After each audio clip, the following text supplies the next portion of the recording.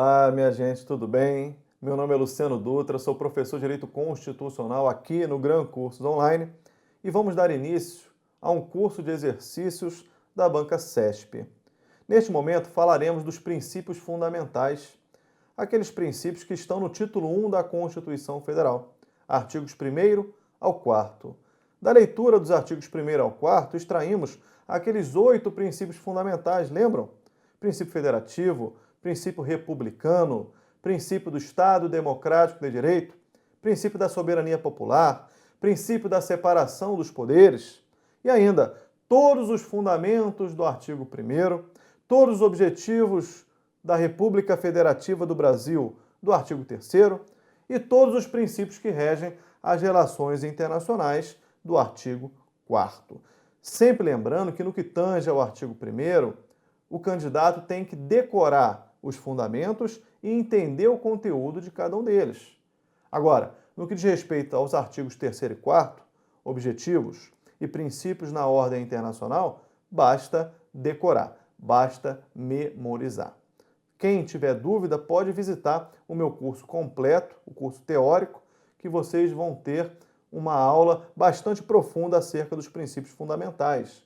Mas se vocês já possuem um conhecimento, vamos aos exercícios para testar o nosso conhecimento, ok? Na tela. Primeira questão. A prevalência dos direitos humanos, a concessão de asilo político e a solução pacífica de conflitos são princípios fundamentais que regem as relações internacionais do Brasil. Certo ou errado? Certo, minha gente. Questão recentíssima, questão deste ano de 2016, que cobrou justamente o artigo 4º, que trata dos princípios na ordem internacional. É difícil memorizar? É, mas temos aquele processo mnemônico que dissemos lá no nosso curso teórico. Pânico, pânico, soco, rede. Quais são os princípios na ordem internacional presentes nesse artigo 4º? Prevalência dos direitos humanos, autodeterminação dos povos, não intervenção, igualdade entre os Estados, independência nacional, concessão de asilo político, solução pacífica dos conflitos, cooperação entre os povos para o progresso da humanidade, repúdio ao racismo e terrorismo e defesa da paz. E além de memorizar os incisos do artigo 4º, o candidato tem que saber o seu parágrafo único, que vai dizer que a República Federativa do Brasil buscará uma integração econômica, política, social e cultural com os povos da América Latina, visando a formação de uma comunidade latino-americana de nações. Essa integração é com a América Latina e não com as Américas, como já caiu, porque não busca a integração com a América do Norte, segundo o parágrafo único do artigo 4º, somente com a América Latina e do México para baixo. Ficou claro? Voltemos para a questão. Prevalência dos direitos humanos. Princípio na ordem internacional. Prevalência dos direitos humanos. Concessão de asilo político. Cuidado com isso, o Brasil preza pela concessão de asilo político. Solução pacífica dos conflitos. São princípios fundamentais que regem as relações internacionais da República Federativa do Brasil. Próxima questão. A busca pela integração econômica, política, social e cultural dos povos da América Latina visa a formação de uma comunidade latino-americana de nações. É isso aí? É isso aí, questão certa. É o artigo 4º, parágrafo único da nossa Constituição. Próximo. De acordo com a Constituição Federal, os objetivos fundamentais da República Federativa do Brasil incluem erradicar a pobreza e a marginalização e reduzir as desigualdades sociais. Correto. O artigo 3º trata dos objetivos fundamentais da República Federativa do Brasil. Processo mnemônico. Cogaerpro. Construir uma sociedade livre, justa e solidária, garantir o desenvolvimento nacional, erradicar a pobreza e a marginalização e reduzir as desigualdades sociais e regionais, promover o bem de todos, sem distinção de idade, sexo, cor ou qualquer outra forma de discriminação. Acerca do artigo 3º, decorou, acertou. Não tem que entender nada, basta memorizar o artigo 3º. Quem decorou o Cogaerpro vai partir para o abraço. Tudo bem? Na tela. Próxima questão. O Brasil rege-se nas relações internacionais, entre outros princípios, pelos princípios da intervenção e vedação de concessão de asilo político. É isso aí? Não, não é. Questão errada. O Brasil preza pelo princípio da não intervenção e pelo princípio da concessão de asilo político. Turma, ao ler os incisos do artigo 4º, nos fica claro que o Brasil adota uma conduta de paz. Vários princípios na ordem internacional nos mostram isso.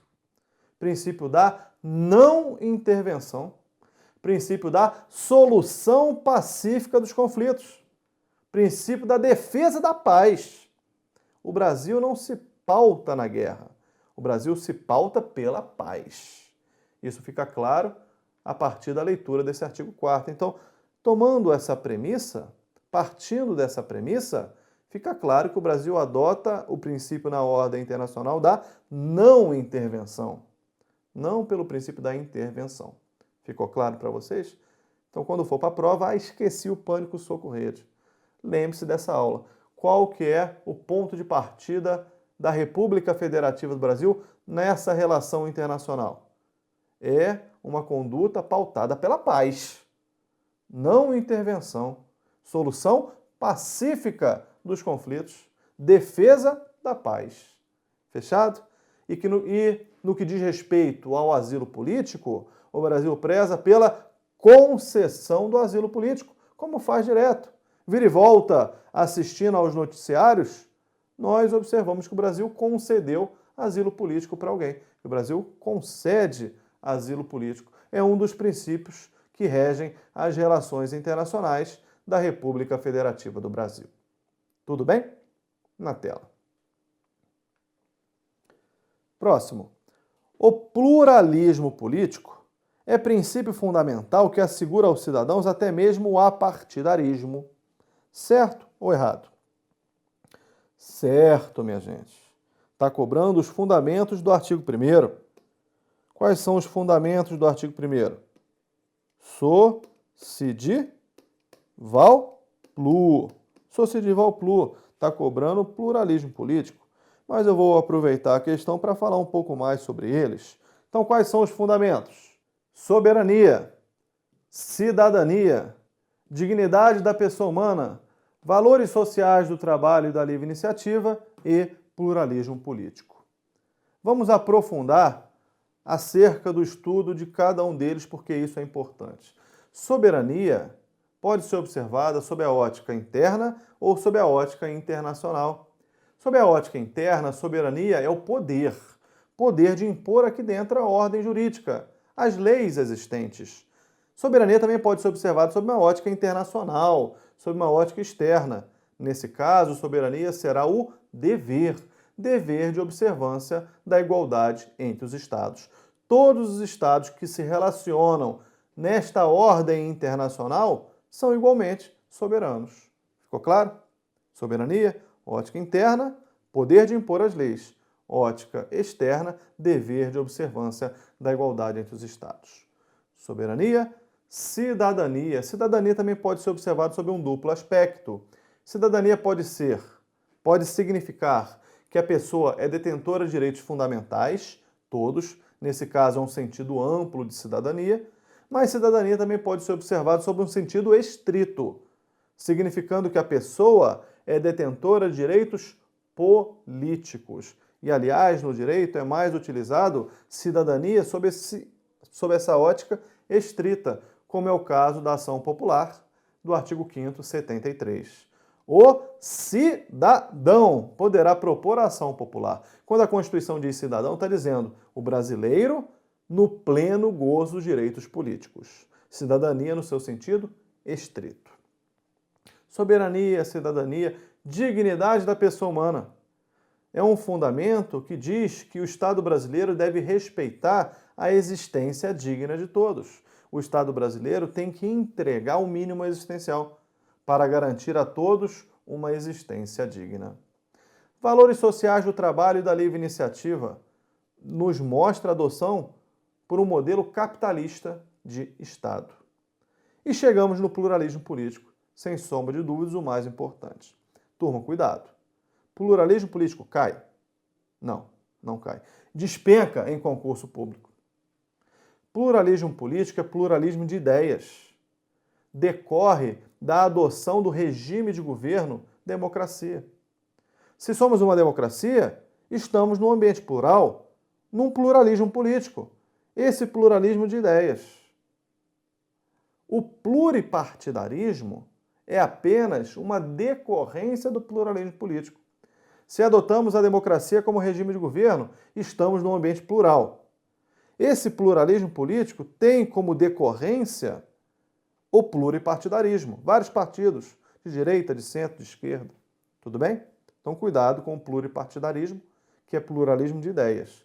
Sendo que o pluripartidarismo é só uma decorrência do pluralismo político. Ok? Na tela. Então, o pluralismo político é princípio fundamental que assegura aos cidadãos até mesmo o apartidarismo, sim. Se pluralismo político é pluralismo de ideias, a pessoa se coloca no mundo político da maneira que ela achar mais conveniente. Ela é de direita, ela é de centro, ela é de esquerda, ela é totalmente apartidária.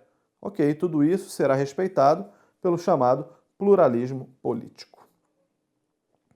Próximo. Nas relações internacionais, a República Federativa do Brasil é regida pelo princípio da concessão de asilo político. Já vimos que está correto. No que diz respeito ao asilo político, o Brasil se porta pela concessão. Próximo. O pluralismo político, fundamento da República Federativa do Brasil, é pautado pela tolerância a ideologias diversas, o que exclui discursos de ódio, não amparados pela liberdade de manifestação do pensamento. Também está correto, minha gente. O pluralismo político é o pluralismo de ideias que vai tolerar qualquer ideologia. No entanto, a pessoa não pode proferir discurso de ódio, porque esse discurso de ódio não estará amparado pela liberdade de manifestação do pensamento. Isso me faz lembrar um julgado do STF, onde o Supremo determinou a retirada de obras de um autor brasileiro que estava defendendo o Holocausto, que estava ofendendo práticas criminosas em face de minorias. O Supremo disse, negativo, não pode esse discurso de ódio. Esse discurso de ódio não está amparado pela liberdade de pensamento. Ah, mas somos um ambiente plural. Somos. Respeita-se todas as ideologias. É o pluralismo político. No entanto, esse pluralismo político não autoriza discursos de ódio que não estarão amparados pela liberdade de pensamento. Ok? Na tela. Próxima questão. A livre iniciativa, fundamento da República Federativa do Brasil, possui valor social que transcende o interesse do empreendedor, merecendo proteção constitucional apenas quando respeitar e ajudar a desenvolver o trabalho humano. Por isso, não se coaduna com a Constituição Federal, empreitada que deixe de assegurar os direitos sociais dos trabalhadores. Corretíssimo. É um fundamento do Estado brasileiro a livre iniciativa? É. Só que também é a defesa do trabalho. Qual é o fundamento que nós estamos tratando? Valores sociais do trabalho e da livre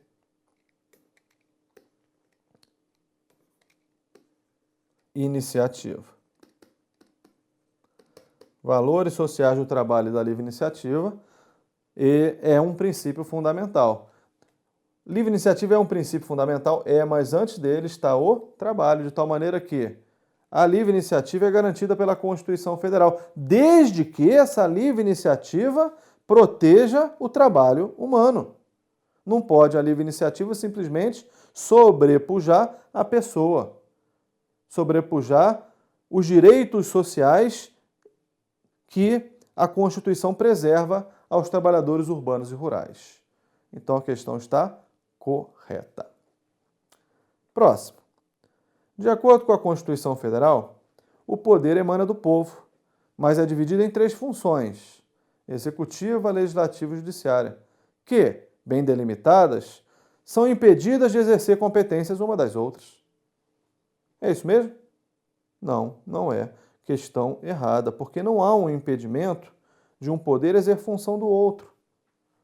Aqui a questão está trazendo o princípio fundamental da separação dos poderes. Na Constituição ele está no artigo 2º. São poderes da União independentes e harmônicos entre si, o legislativo, o executivo e o judiciário. A distribuição das funções executiva, legislativa e judiciária não é uma distribuição estanque, de tal maneira que um poder só faz aquela função e ponto. O poder executivo só exerce a função executiva. O poder legislativo só a função legislativa. O poder judiciário só a função judiciária. Não. Cada poder tem sua função principal, chamada pela doutrina de típica, mas também exerce atipicamente a função típica de outro poder. O legislativo, como função típica, legisla e fiscaliza. Mas o legislativo também administra e julga. O executivo tem por função típica administrar, mas também legisla e julga. O judiciário exerce a função principal de julgar, mas também legisla e administra. Então o poder não está impedido de exercer a função típica de outro, a partir dessa visão moderna da separação dos poderes em funções típicas e atípicas. Tudo bem? Na tela. Próxima questão. A concessão de asilo político é princípio norteador das relações internacionais brasileiras, conforme expressa a disposição do texto constitucional. Já vimos diversas vezes que sim. No que diz respeito ao asilo político, a Constituição preserva a concessão de asilo político como um princípio que rege as relações internacionais da República Federativa do Brasil. Próxima. Caso, em audiência de instrução e julgamento de processo criminal, o magistrado determine, de forma fundamentada e para garantir a segurança das pessoas presentes ao ato, que o réu utilize algemas, este poderá se valer de reclamação constitucional para o STF, com a finalidade de demonstrar que a situação fática apontada pelo juiz para justificar a necessidade do uso de algemas é inverídica. Minha gente, a questão está errada. É bem verdade que a questão avança um pouco também sobre o processo civil ao trazer o Instituto da Reclamação Constitucional. Aqui em Constitucional a gente não precisa saber processo civil. Mas por que eu trouxe a questão? Porque essa questão aborda a súmula vinculante número 11. E essa súmula vinculante número 11 é super importante.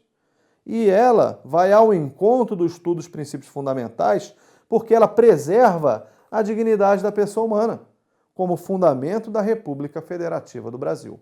Então, cuidado com o inteiro teor do enunciado da súmula vinculante número 11, que diz o seguinte: só é lícito o uso de algemas em casos de resistência e de fundado receio de fuga ou de perigo à integridade física própria ou alheia, por parte do preso ou de terceiros, justificada a excepcionalidade por escrito, sob pena de responsabilidade disciplinar, civil e penal do agente ou da autoridade, e de nulidade da prisão ou do ato processual a que se refere, sem prejuízo da responsabilidade civil do Estado.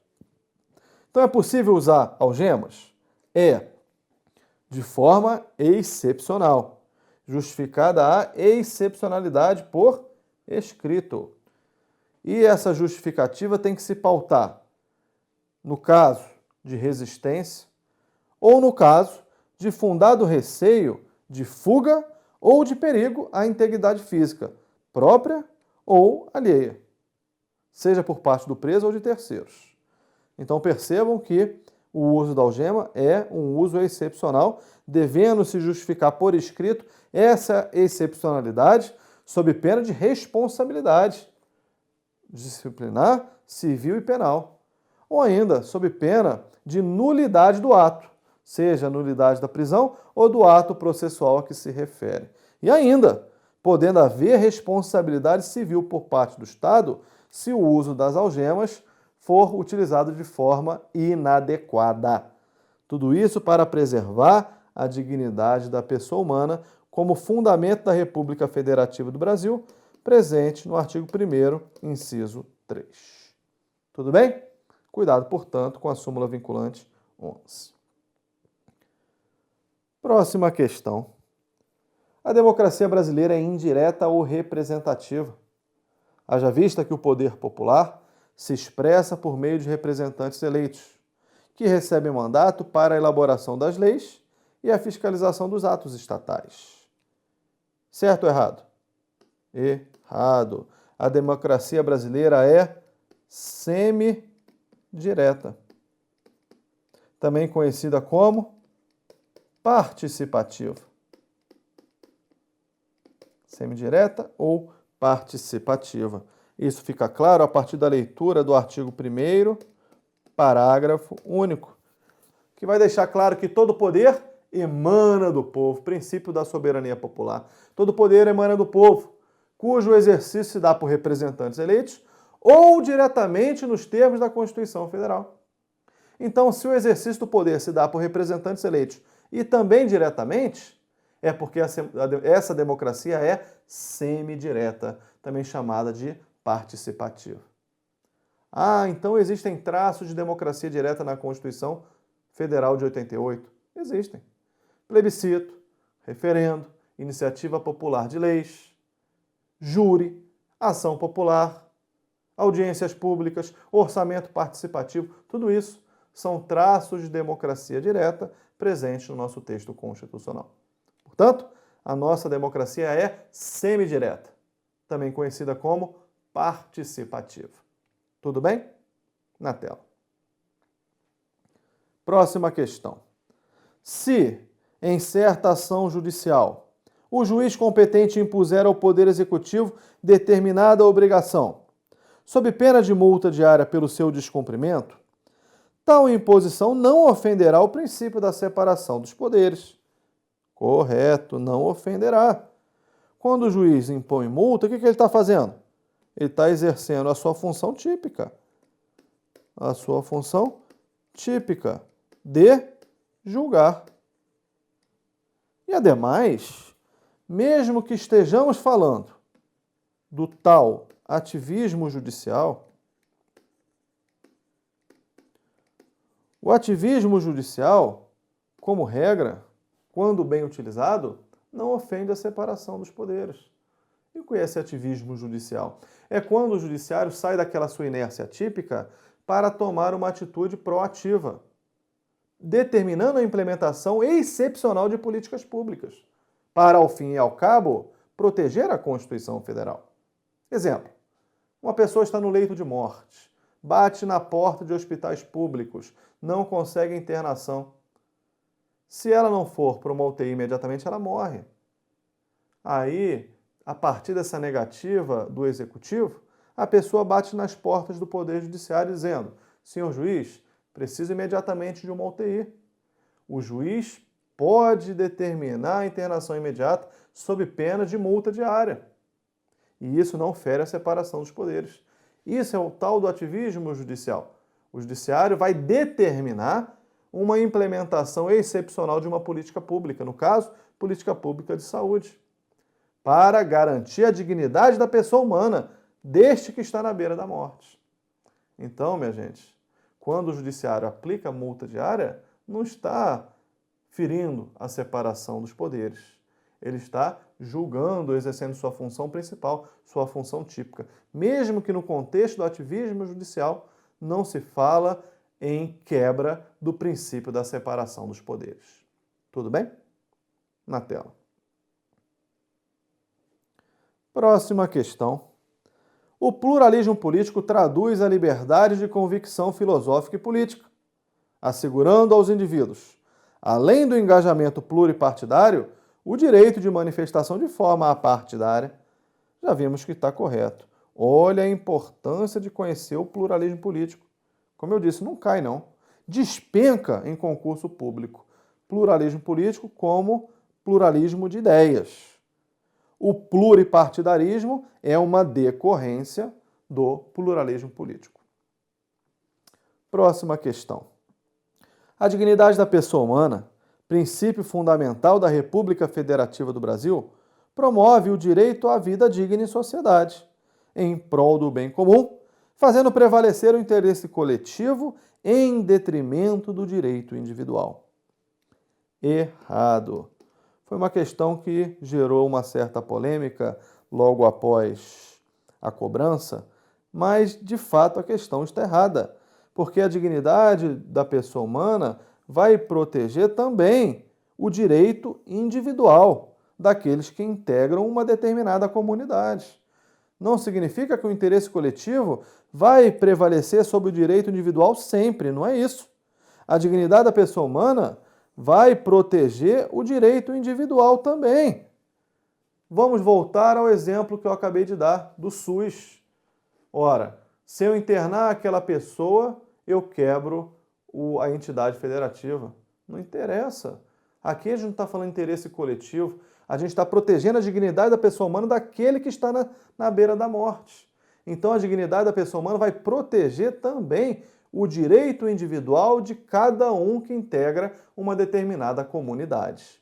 Então não é o interesse coletivo sempre em detrimento do interesse individual. Não é isso. A dignidade da pessoa humana protege a pessoa, o indivíduo considerado na sua, como o próprio nome diz, individualidade. Beleza? Na tela.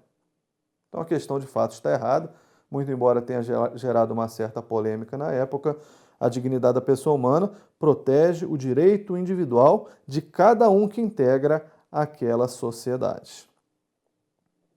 Próxima questão. A Constituição Federal propugna de forma específica a integração econômica, política, social e cultural do Brasil com os povos da América Latina. Correto. É, como eu disse, o artigo 4º, parágrafo único da Constituição Federal. Próximo. Sendo os poderes da República independentes e harmônicos entre si, as ações praticadas pelo Poder Executivo não se submetem ao crivo do Poder Legislativo, submetendo-se apenas e excepcionalmente à apreciação do Poder Judiciário, no caso de os atos exorbitarem a competência constitucionalmente estabelecida. Errado, né, minha gente? É claro que os atos do Poder Executivo se submetem ao crivo do Poder Legislativo. Ora, quais são as funções típicas do Legislativo? Legislar e fiscalizar. Fiscalizar os atos da administração pública.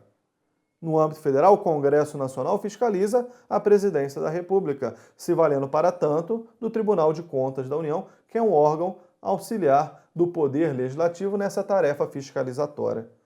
Então, o Congresso Nacional legisla, criando leis federais, e fiscaliza a Presidência da República. Então, o Poder Legislativo exerce a função principal, a função típica de fiscalizar os atos emanados da administração pública.